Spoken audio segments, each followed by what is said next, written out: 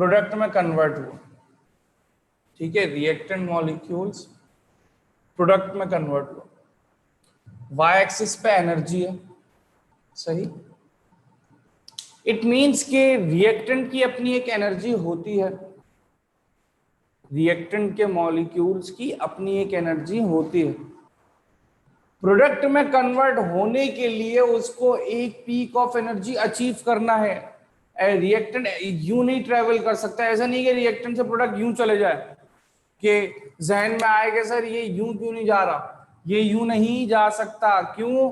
क्योंकि रिएक्टेंट के मॉलिक्यूल्स को एक बैरियर क्रॉस करना होता है, ठीक है। Minimum amount of energy required for the successful collisions, ये एनर्जी को अचीव करना होता है। ये एनर्जी अचीव होती है तब जाके प्रोडक्ट बनता है।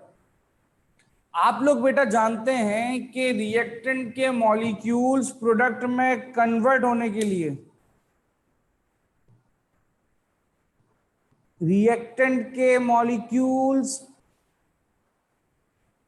प्रोडक्ट में कन्वर्ट होने के लिए कॉलिजन परफॉर्म करते हैं, ठीक है। लेकिन रिएक्टेंट के मॉलिक्यूल्स में जब कॉलिजन की बात करें तो हर कॉलिजन सक्सेसफुल नहीं होता,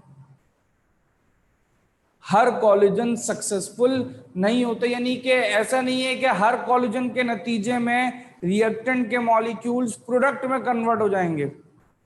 हर कॉलिजन के नतीजे में रिएक्टेंट के मॉलिक्यूल्स प्रोडक्ट में कन्वर्ट नहीं होते। कभी कभार ऐसा होता है कि रिएक्टेंट के मॉलिक्यूल्स कोलाइड करते हैं और रिएक्टेंट ही रहते हैं, प्रोडक्ट में कन्वर्ट नहीं होते। ये होते हैं अनसक्सेसफुल कॉलिजन्स, ठीक है। अनसक्सेसफुल कॉलिजन्स को ऑपोजिट में पढ़ा जाए तो सक्सेसफुल कॉलिजन, यानी कि रिएक्टेंट के मॉलिक्यूल्स कोलाइड होने के बाद प्रोडक्ट में कन्वर्ट हो। प्रोडक्ट में कन्वर्जन सिर्फ उसी सूरत में होती है कि रिएक्टेंट के मॉलिक्यूल्स एक मिनिमम अमाउंट को अचीव करें। वो मिनिमम अमाउंट कितनी है वो हर रिएक्शन की वैसे अलग होती है, लेकिन वो एक एनर्जी, एक रिक्वायर्ड एनर्जी होती है फॉर दिस सक्सेसफुल कॉलिजन, ठीक है।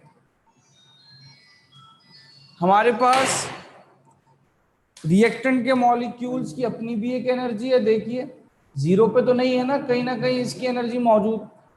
तो रिएक्टेंट के मॉलिक्यूल्स की अपनी भी एक एनर्जी होती है और सक्सेसफुल कॉलिजन के लिए उनको एक एनर्जी का बैरियर क्रॉस करना है, एक अमाउंट ऑफ एनर्जी अचीव करना है। अब यहां से यहां तक के डिफरेंस की बात की जाए तो असल पूरा गेम इस डिफरेंस का, क्योंकि भाई एनर्जी इतनी है और इतनी चाहिए, ये गैप कैसे फिल होगा, ये गैप क्या है, ये पूरी डिस्कशन है हमारे पास एक्टिवेशन एनर्जी।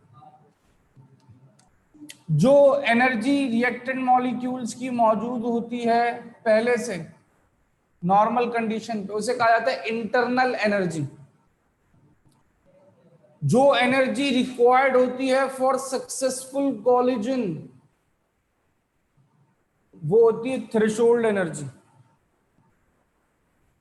ठीक है। और जो डिफरेंस होता है थ्रेशोल्ड एनर्जी का,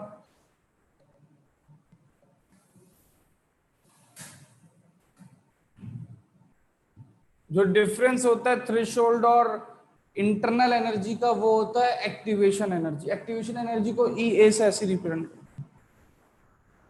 ठीक है।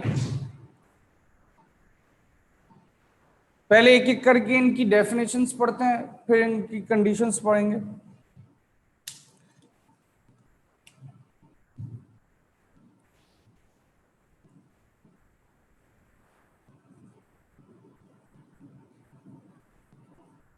amount of energy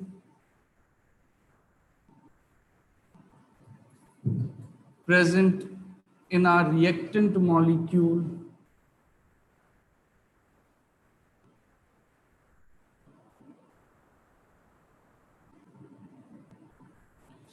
amount of energy present in a reactant molecule in normal condition is internal energy.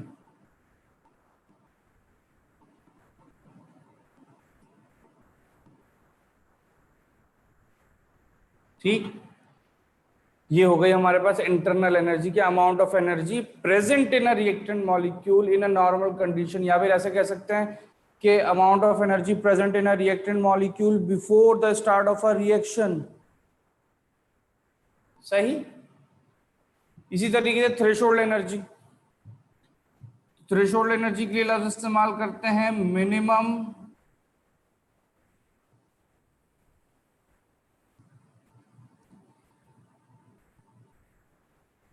Amount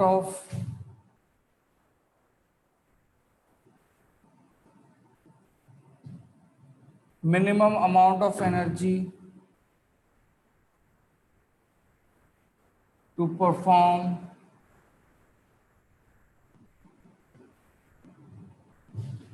successful collisions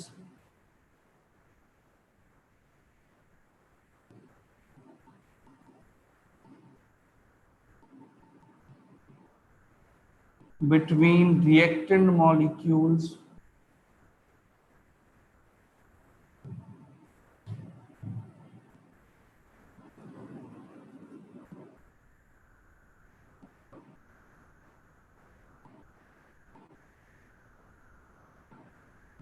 to convert into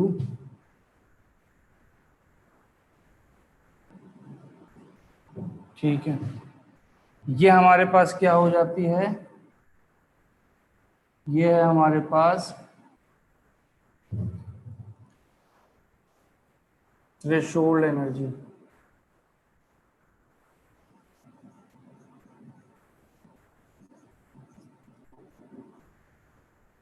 her reaction की थ्रेशोल्ड एनर्जी अलग अलग होती है, हर रिएक्शन की मिनिमम अमाउंट ऑफ एनर्जी अलग अलग होती है। अब मिनिमम अमाउंट ऑफ एनर्जी में अक्सर बच्चे ये बोलते हैं सर ये तो कम एनर्जी है, मिनिमम का लफ्ज इस्तेमाल हो रहा है। तो काइंडली आप लोग ऐसी बेवकूफ़ी नहीं कीजिएगा, मिनिमम का लफ्ज होता है वो कम से कम एनर्जी के जो सक्सेसफुल कॉलिजन के लिए चाहिए। यहाँ पे सिर्फ लफ्ज मिनिमम नहीं है, मिनिमम के आगे भी तो कुछ लफ्ज मौजूद हैं, उनको भी आपने देखना है। इसी तरीके से फिर हमारे पास आती है एक्टिवेशन एनर्जी। एक्टिवेशन एनर्जी को दो तरीके से पढ़ा जा सकता है। एक इस तरीके से पढ़ा जा सकता है कि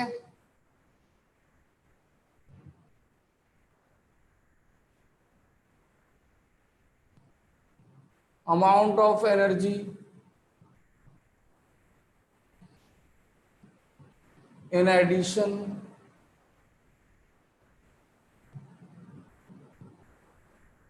of internal energy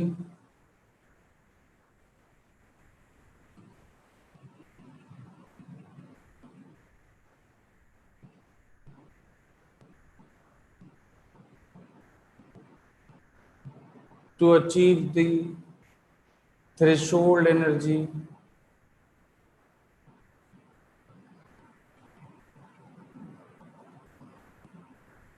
as activation energy.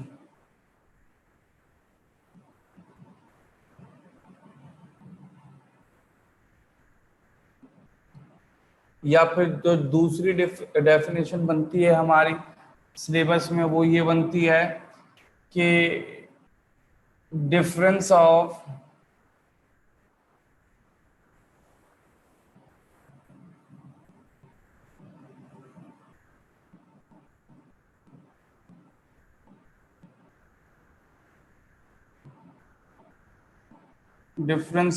Activation energy and internal energy.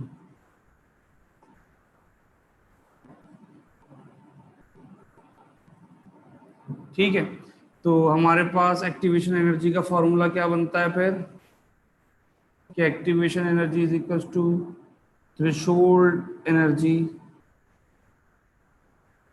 Minus internal energy.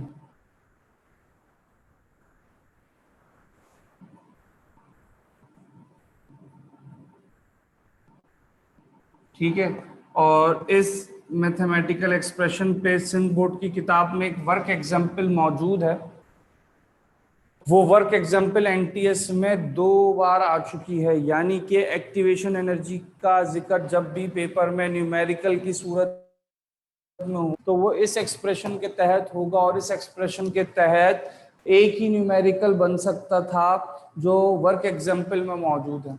हाँ, अगर उसमें कोई वैल्यूज चेंज भी हुई तो ज्यादा मसला नहीं है कि एक्टिवेशन एनर्जी अगर आपको कैलकुलेट करनी है, थ्रेशोल्ड और इंटरनल की वैल्यू चेंज हो गई, कोई मसला नहीं हो, आपने सिर्फ माइनस करना होगा। या फिर ऐसा हो जाएगा भाई एक्टिवेशन एनर्जी और इंटरनल एनर्जी दे दी जाए और पूछा जाए भाई थ्रेशोल्ड एनर्जी कितनी थी, तो थोड़ी बहुत सिंपल मैथमेटिकल मॉडिफिकेशन आप लोग भी कर सकते हैं इस एक्सप्रेशन में।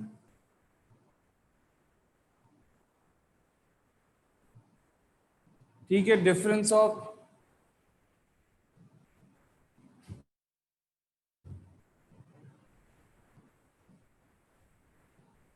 Threshold energy and internal energy. Thank you बेटा।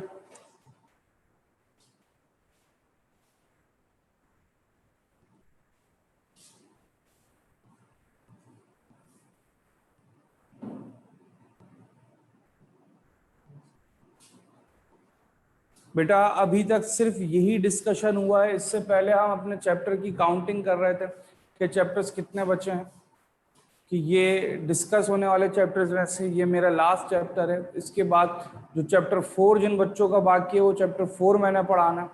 बाकी आप लोगों को डॉक्टर असद फिल वक्त एक चैप्टर पढ़ा रहे होंगे। कौन सा चैप्टर पढ़ा रहे होंगे इस वक्त? डॉक्टर असद अभी 7 पढ़ा रहे हैं, तो 7 के बाद मोस्ट प्रोबेबली वो शायद 2 पढ़ा दें।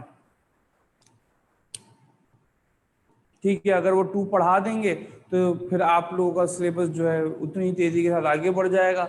हम यहाँ पे चैप्टर 4 की जानिब जाएंगे, और चैप्टर 4 जिन बच्चों का जितना रह गया, यानी जहाँ पे सिलेबस हमारा रह गया था वहां से फिर हम स्टार्ट करके प्रैक्टिस क्लासेस की जानिब बढ़ेंगे। ठीक है, अभी तक मैंने यही बातें पढ़ाई हैं। ये basically explanation of activation energy है कि हर रिएक्शन को हर रिएक्शन के सक्सेसफुल होने के लिए एक एनर्जी रिक्वायर्ड होती है जिसका नाम है एक्टिवेशन एनर्जी। अब वो एक्टिवेशन एनर्जी का एक्सप्लेनेशन मैंने इस तरीके से दिया कि एक ग्राफ ड्रॉ किया, उसमें आप लोगों को ग्राफ में बताया कि भाई रिएक्टेंट प्रोडक्ट में कन्वर्ट हो रहा है, रिएक्टेंट की अपनी एक एनर्जी है, ठीक है, लेकिन उसको प्रोडक्ट में कन्वर्ट होने के लिए एक पीक तक पहुंचना पड़ेगा तभी प्रोडक्ट बनेगा। तो पीक की जो एनर्जी है वो थ्रेशोल्ड एनर्जी है, इन दोनों के दरम्यान जो डिफरेंस है वो इंटरनल एनर्जी है। फिर तीनों की मैंने डेफिनेशन यहाँ पे मेंशन करी है। ठीक है, अब हम लोग थोड़ा आगे बढ़ेंगे।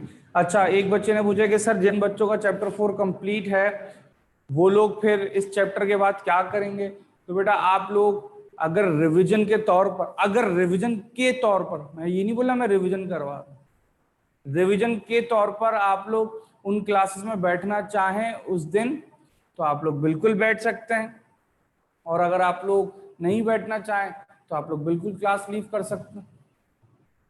सही?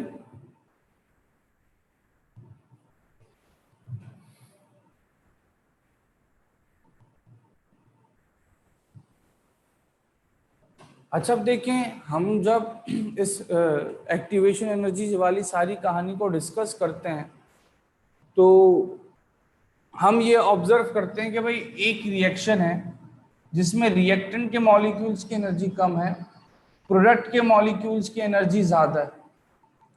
आप लोग मुझे बता सकते हैं कि ये रिएक्शन किस नेचर का होगा कि जिसमें रिएक्टेंट के मॉलिक्यूल्स की एनर्जी कम और प्रोडक्ट के मॉलिक्यूल्स की एनर्जी ज्यादा होगी? तो with respect to the energy ये कौन सा रिएक्शन होगा? ये एक एंडोथर्मिक रिएक्शन होगा। जहां पे रिएक्टेंट के मॉलिक्यूल्स की एनर्जी कम और प्रोडक्ट के मॉलिक्यूल्स की एनर्जी ज्यादा होती है, वो एंडोथर्मिक रिएक्शन होता है। अब देखें, एंडोथर्मिक रिएक्शन कभी खुद से स्टार्ट नहीं होता। एंडोथर्मिक रिएक्शन कभी खुद से स्टार्ट नहीं होता। तो एंडोथर्मिक रिएक्शन में रिएक्टेंट्स की एक्टिवेशन एनर्जी हाई होगी। ठीक है, एंडोथर्मिक रिएक्शंस में रिएक्टेंट की एक्टिवेशन एनर्जी हाई होगी।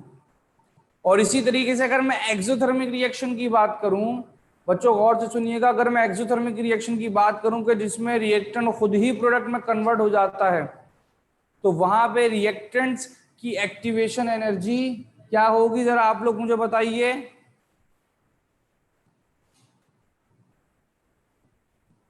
एक्सोथर्मिक रिएक्शंस में लो होगी, बहुत लो होगी। अब देखें, ये दो वाइस वर्सा बातें, इनको अभी हम डिस्कस कर रहे हैं। देखिए, एक्सोथर्मिक रिएक्शन की बात की जाए,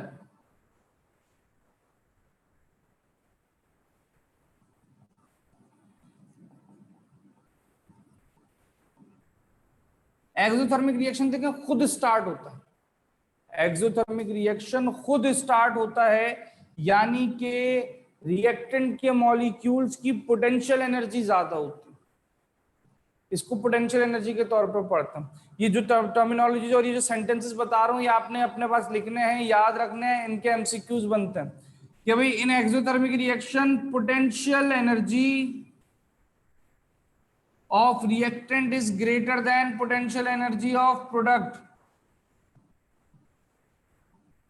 ठीक है, क्योंकि प्रोडक्ट बनते बनते तो सारी एनर्जी रिलीज हो जाएगी, तो जो फाइनल प्रोडक्ट बनेगा वो तो स्टेबल बनेगा एक्सोथर्मिक रिएक्शन में।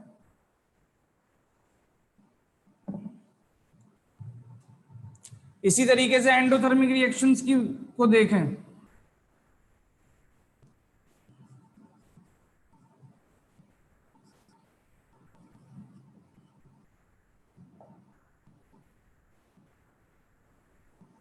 एंडोथर्मिक रिएक्शन में पोटेंशियल एनर्जी ऑफ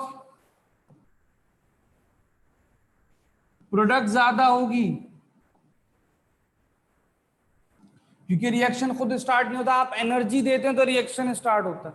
जब आपने एनर्जी दी और प्रोडक्ट बना तो प्रोडक्ट अनस्टेबल प्रोडक्ट बना। क्यों? क्योंकि प्रोडक्ट में एनर्जी है, तो potential energy of product is greater than potential energy of reactant.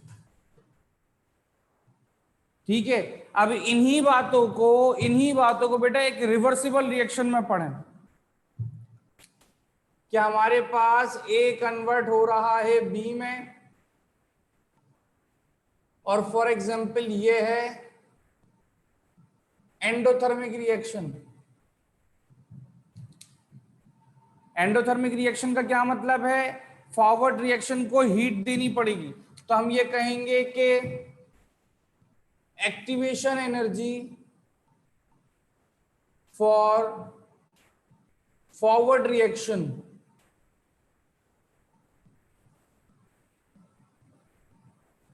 Activation energy for forward reaction is high, तभी तो आप एनर्जी दे रहे हैं।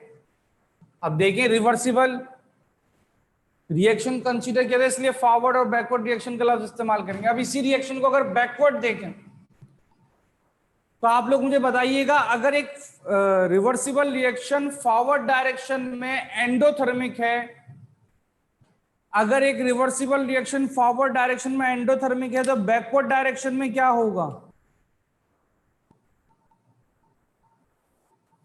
एक्सोथर्मिक होगा ना। तमाम बच्चे कह रहे हैं एक्सोथर्मिक होगा। तो अगर मैं कहूं कि भाई activation energy for backward reaction, तो आप लोग कहेंगे कि sir very low.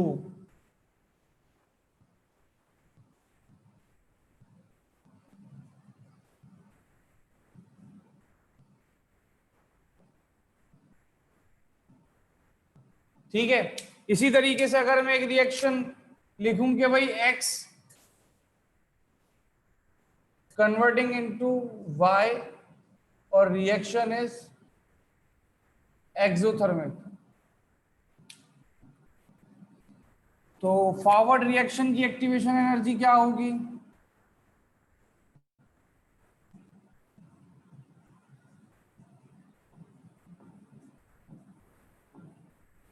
Forward reaction की एक्टिवेशन एनर्जी हो जाएगी लो, क्योंकि रिएक्शन खुद से प्रोसीड होगा, एक्सोथर्मिक है। लेकिन जब यही रिएक्शन बैकवर्ड डायरेक्शन में प्रोसीड करेगा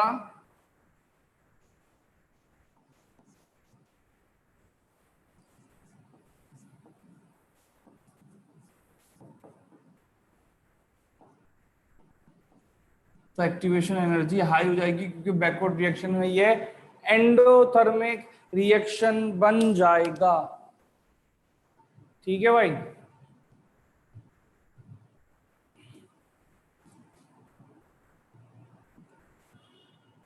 ये बात समझ में आई सबके?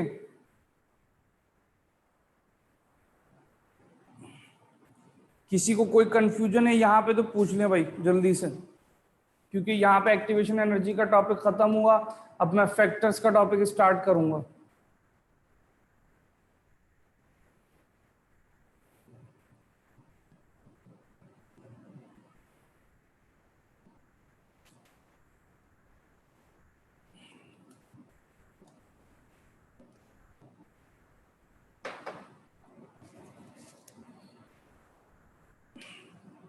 सुने बेटा गौर से, जो बच्चे अपनी कंफ्यूजन मुझसे शेयर कर रहे हैं वो गौर से सुने।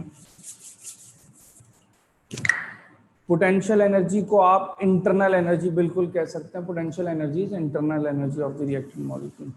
दूसरी बात सुनिए कि अगर कोई रिएक्शन रिवर्सिबल है, ठीक है, अगर कोई रिएक्शन रिवर्सिबल है और रिवर्सिबल रिएक्शन को आप ऑब्जर्व करते हुए देखने के फॉरवर्ड रिएक्शन एंडोथर्मिक है तो वो बैकवर्ड में एक्सोथर्मिक हो जाएगा। ठीक है, अगर कोई रिवर्सिबल रिएक्शन फॉरवर्ड में एंडोथर्मिक है तो बैकवर्ड में एक्सोथर्मिक हो जाएगा।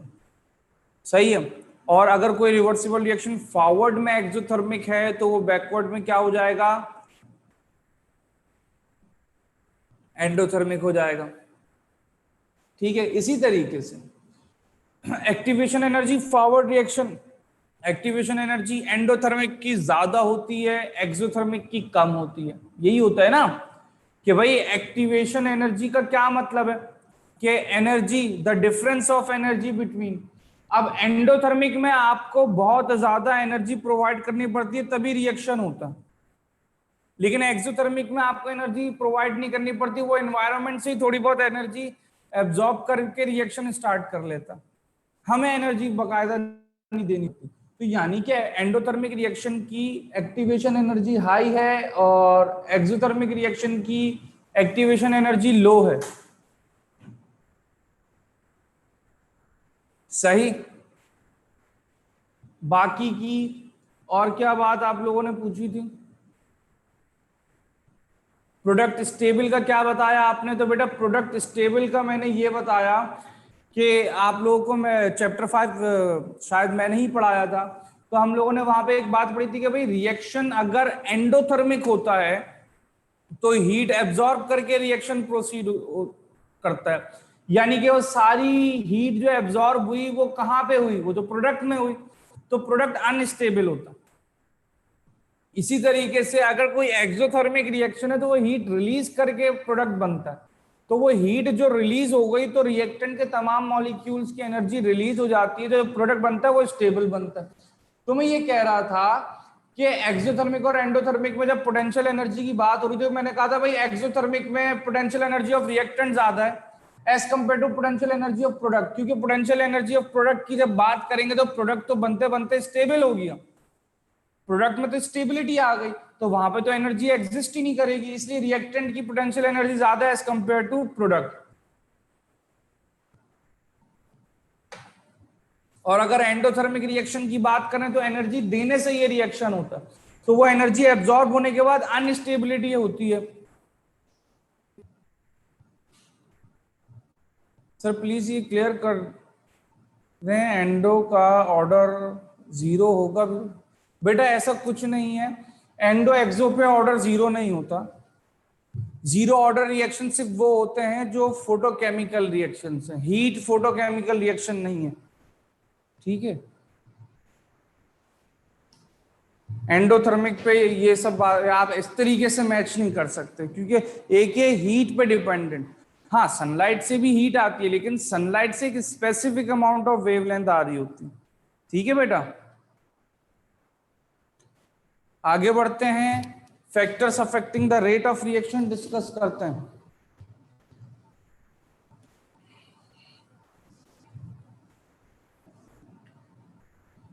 अच्छा, factors affecting the rate of reaction से पहले एक और छोटी सी हेडिंग है, पहले वो बता दूं फिर उसके बाद फैक्टर्स को बताता हूं। वो है determination of rate of reaction.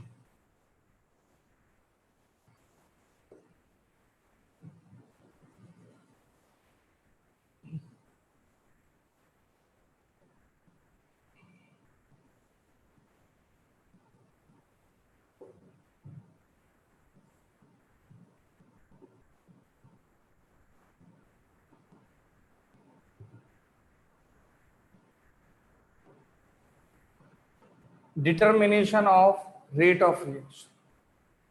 Determination of rate of reaction, rate of reaction की डिटर्मिनेशन के दो मेथड्स हैं। Methods for the determination of rate of reaction, दो मेथड्स हैं। एक हमारे पास पढ़ा जाता है फिजिकल मेथड,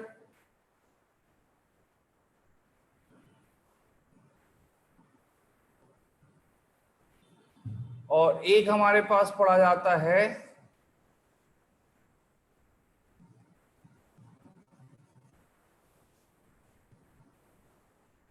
केमिकल मेथड। एक हमारे पास पढ़ा जाता है फिजिकल मेथड, एक हमारे पास पढ़ा जाता है chemical method. Physical chemical method में फर्क देखिएगा। पहला फर्क क्या है, इंस्ट्रूमेंटेशन का। Physical method proper electrical instruments के थ्रू होते हैं, और केमिकल मेथड्स जो हैं वो इंस्ट्रूमेंटेशन पे डिपेंड नहीं करते। आप सिंपल जो हमारी लेबोरेटरी में अपैरेटस होता है, ब्यूरेट होती है, बीकर होती है, पाइपेट होती है, इनकी मदद से ये पूरा मेथड फॉलो हो जाता है कि रेट ऑफ रिएक्शन डिटरमिन हो जाता है। दूसरा डिफरेंस, फिजिकल मेथड परफॉर्म करते हुए अगर कोई एरर आ जाए हम इसको नहीं डिटरमिन कर सकते। सही, अनअवॉइडेबल कंसीडर कर लें कि error in physical method are unavoidable, ऐसा कंसीडर कर सकते हैं। केमिकल मेथड में अगर कोई एरर आ जाता है, केमिकल मेथड्स में अगर कोई एरर आ जाता है तो हम उसको डिटरमिन भी कर सकते हैं और उसको अवॉइड भी कर सकते हैं। ठीक है, तो ये मेन डिफरेंसेस हैं। तीसरा डिफरेंस, कोई भी रिएक्शन अगर फर्स्ट टाइम, मतलब कोई रिएक्शन ऐसा जिसको दुनिया में पहली बार पढ़ा जा रहा है, यानी उसका रेट ऑफ रिएक्शन पहली बार डिटरमिन किया जाएगा, तो उसका rate of reaction chemical method के थ्रू डिटरमिन किया जाता है। और जब वो डिटरमिन हो जाता है, आपको एक वैल्यू पता चल जाती है, फिर हम लोग फिजिकल मेथड से भी कर सकते हैं। स्टूडेंट्स को जब रेट ऑफ रिएक्शन पढ़ाया जाता है, आप लोगों को तो जाहिर सी बात है ये बात नहीं पढ़ाई जाती और ना पढ़ाई जाएगी, क्योंकि इंशाल्लाह आप लोग की केमिस्ट्री का ये आखिरी साल होगा, फिजिक्स का भी आखिरी साल होगा। शायद आप लोग एनाटॉमी, फिजियोलॉजी, बायोकेमिस्ट्री, ये सारी चीजें पढ़ रहे होंगे इंशाल्लाह। तो आप लोगों को तो केमिकल और फिजिकल मेथड को फर्दर नहीं पढ़ना होगा, लेकिन स्टूडेंट्स जो केमिस्ट्री को आगे जाकर डिस्कस करते हैं उनको केमिकल मेथड पहले समझाया जाता है, सिखाया जाता है। केमिकल मेथड पहले सिखाया जाता है, समझाया जाता है, और फिर उनको फिजिकल मेथड की जाने शिफ्ट किया जाता है, ताकि उनको पहले बेसिक्स मालूम हो जाए और उसके बाद फर्दर डिस्कशन वो करें। ठीक है, मैंने क्या क्या डिफरेंस बताया फिर से सुनिएगा। फिजिकल मेथड में इलेक्ट्रिकल इंस्ट्रूमेंट्स की मदद से रेट ऑफ रिएक्शन फाइंड किया जाता है। केमिकल मेथड का क्या था कि केमिकल मेथड में नॉर्मल लेबोरेटरी अपैरेटस, जिनमें beaker, burette, pipette, cylinder, volumetric flask, यानी इन सब चीजों से के नॉर्मल लेबोरेटरी अपैरेटस के थ्रू केमिकल मेथड के जरिए रेट ऑफ रिएक्शन फाइंड किया जाता है। दूसरा मैंने क्या बताया था कि फिजिकल मेथड फॉलो करते हुए अगर कोई एरर आ जाए तो हम उसको ना डिटेक्ट कर सकते हैं ना अवॉइड कर सकते हैं। केमिकल मेथड फॉलो करते हुए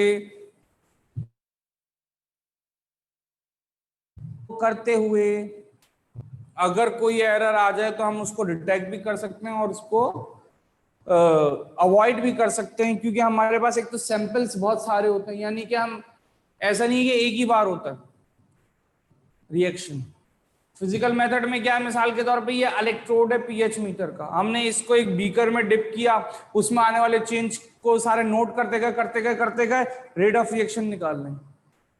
एक मिसाल दे रहा हूं, तो अब पीएच चेंज आने में कोई गलती हो गई तो हमें पता नहीं चलेगा, लेकिन केमिकल मेथड में एक एक स्टेप को बकायदा खुद परफॉर्म किया जा रहा होता है, किसी इलेक्ट्रिकल इंस्ट्रूमेंट का इस्तेमाल नहीं किया जाता। तो होने वाले एरर को हम दूसरे सैंपल से भी पहचान सकते हैं कि भाई दूसरी टाइट्रेशन करी, इसमें ये वैल्यू आ गई, तो फिर हमें अंदाजा हो सकता है भाई पहली वैल्यू गलत हो सकती है या अभी वाली वैल्यू गलत हो सकती है।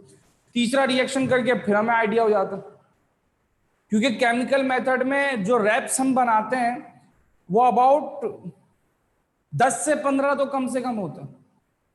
तो 10 से 15 बार एक चीज को खुद से परफॉर्म करना और एक बार किसी चीज को इंस्ट्रूमेंट के जरिए परफॉर्म करवाना, दोनों में जमीन आसमान का फर्क।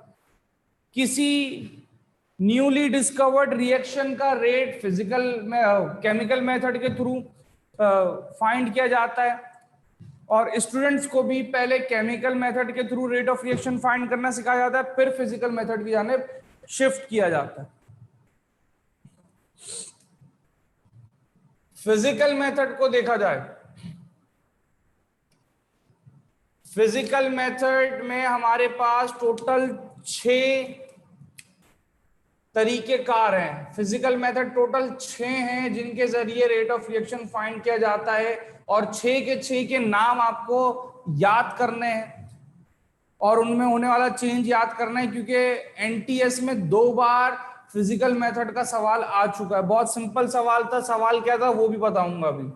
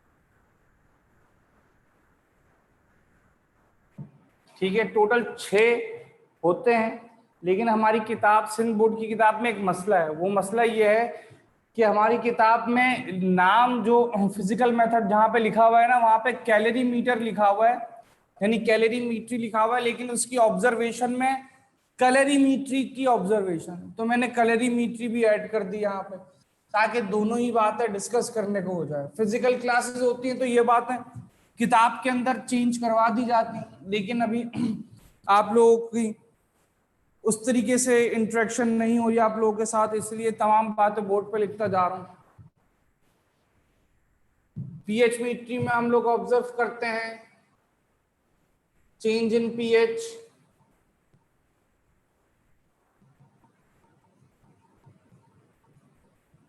कंडक्टोमीट्री में चेंज इन कंडक्टेंस,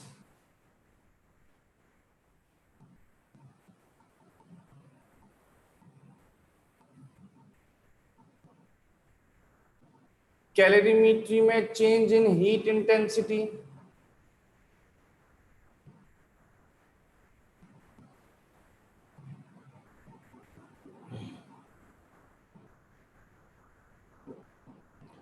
पोलैरिमेट्री में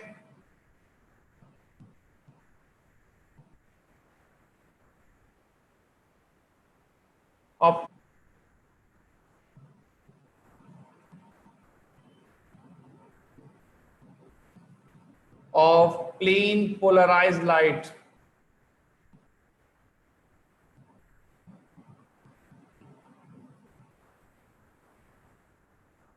रिफ्रैक्टोमेट्री में change in refractive index,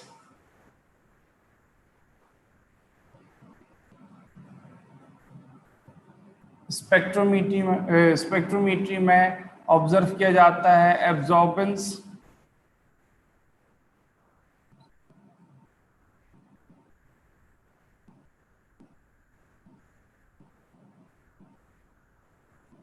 UV, absorbance of UV and visible light,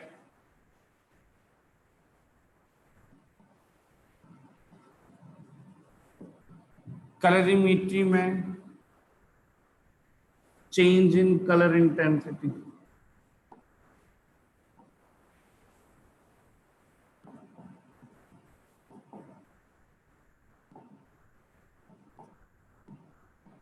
ठीक है,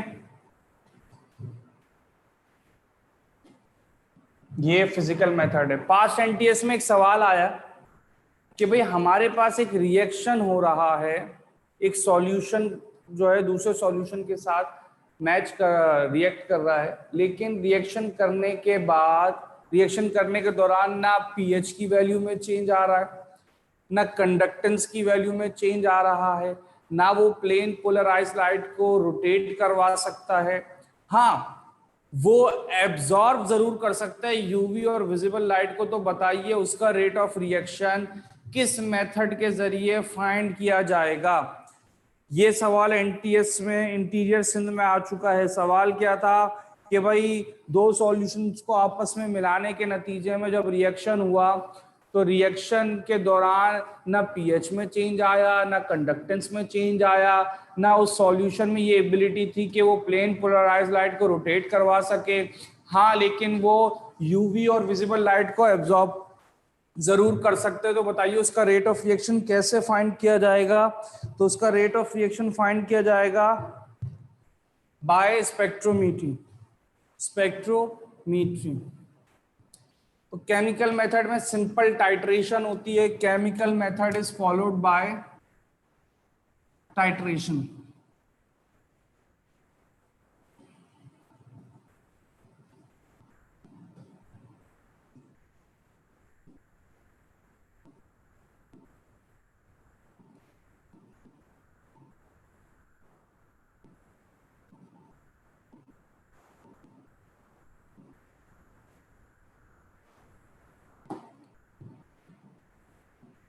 याद रखी जाए एक बात कि जो रेट ऑफ रिएक्शन डिटरमिन किया जाता है, rate of reaction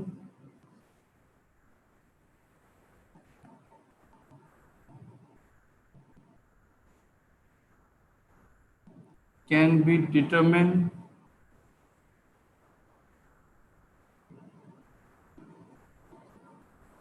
of only moderate reactions। हमने कल स्लो, फास्ट और मॉडरेट रिएक्शंस पढ़े थे।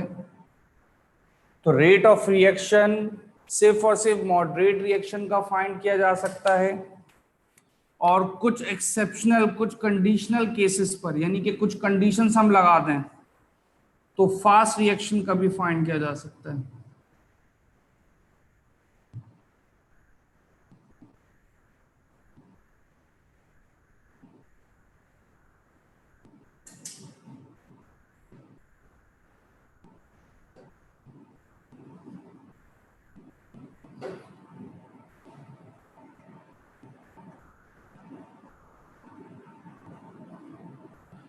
स्लो रिएक्शन का फाइंड नहीं किया जा सकता। देखिए मॉडरेट रिएक्शन चूंकि कुछ मिनटों में कुछ घंटों में हो जाते हैं तो उनका रेट ऑफ रिएक्शन फाइंड किया जा सकता है, क्योंकि आप उसमें ऑब्जर्वेशन ले सकते हो। फास्ट रिएक्शन सेकंड्स में हो रहा होता है तो उसका रेट ऑफ रिएक्शन फाइंड नहीं कर सकते। हाँ, कुछ तरीके कार के जरिए हम फाइंड कर सकते हैं। कैसे? हम उस रेट ऑफ रिएक्शन की स्पीड कम कर देंगे, हम उसकी स्पीड कम करके उसका रेट ऑफ रिएक्शन फाइंड कर सकते हैं। और स्पीड कैसे कम करते हैं? वेट मेथड से। वेट मेथड का क्या मतलब है कि जिस बीकर में रिएक्शन हो रहा है ना, उस बीकर को ठंडे पानी में रख दें, यानी ठंडे पानी से मुराद है बर्फ वाला पानी, जिसको आइस बाथ कहते हैं केमिस्ट्री में। आइस बाथ में रख दें, आइस बाथ में रख देंगे तो मॉलिक्यूल्स की एनर्जी कम होगी, रिएक्शन आराम आराम से प्रोसीड करेगा, तो हम उसका रेट ऑफ रिएक्शन फाइंड कर सकते हैं।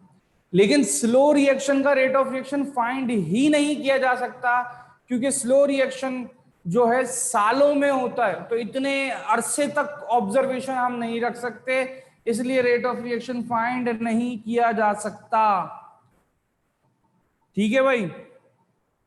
अब एक आखिरी टॉपिक रह गया है, factors affecting the rate of reaction. और factors affecting the rate of reaction की 6 हेडिंग्स हैं। कंसंट्रेशन, टेम्परेचर, ये थोड़ी डिटेल्ड हेडिंग है। इसके बाद नेचर, सरफेस एरिया, रेडिएशन, ये बहुत छोटी छोटी हेडिंग्स हैं, मतलब एक एक लाइन की। और फिर कैटलिस्ट, कैटलिस्ट भी थोड़ी डिटेल्ड। तो 3 छोटी हेडिंग्स हैं इस टॉपिक में, 3 डिटेल्ड डिस्कशन है। इंशाल्लाह 1 से 2 क्लासेस फर्दर हमें रिक्वायर्ड होंगी, फिर ये चैप्टर एंड हो जाएगा। ठीक है भाई, अल्लाह हाफिज।